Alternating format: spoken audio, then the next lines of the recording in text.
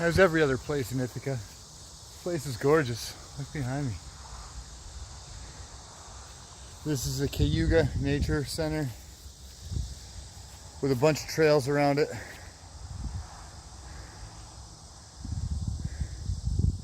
And the mystery of Denison Falls.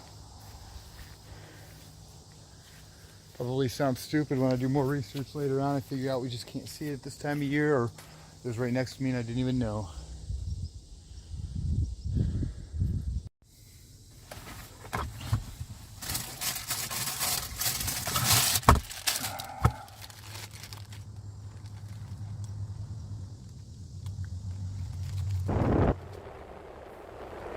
Okay, right now we are pulling out of the Cayuga Nature Center and we are done for the weekend.